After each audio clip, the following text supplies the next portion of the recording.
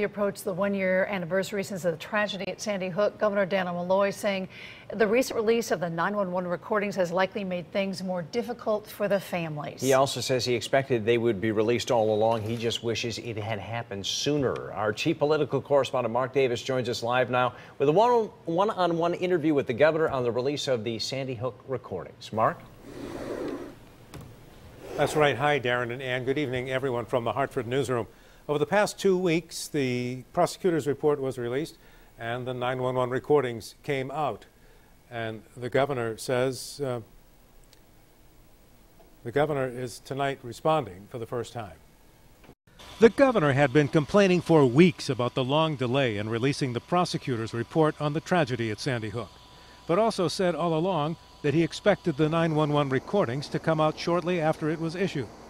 Today, he told me he has listened to or read transcripts of most of the calls. They appeared to show that the first responders did everything they could under the circumstances. Knowing that now, do you think that the state's attorney in the case was wise to fight so hard to keep them secret?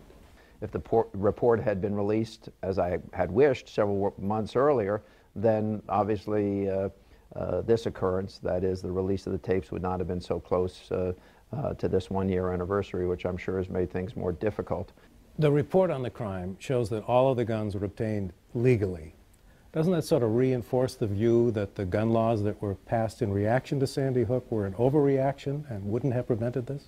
Actually, if you read the report, you come to understand that Mrs. Lanza was about to buy a handgun for her son, which under our law is now illegal to do. We hold people to a higher standard with respect to mental illness in their household or in their family. If you have someone who has mental illness in your home, suffers from anxiety or depression or more serious mental illness, you really have to look yourself in the mirror and say, should I be keeping a gun in this house? With the amount of suicide, with the amount of destructive capability, and someone who's mentally ill in my house, perhaps I shouldn't have it there at all, but if I do have it, it certainly should be under lock and key. I guess the answer to that question is no.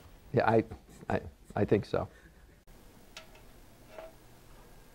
The governor is suggesting that next Saturday that churches and other buildings with bell towers ring 26 times at 9:35 a.m. In honor of those who lost their lives at Sandy Hook Elementary School on December 14th of last year. Live from the Hartford newsroom, Mark Davis, News 8.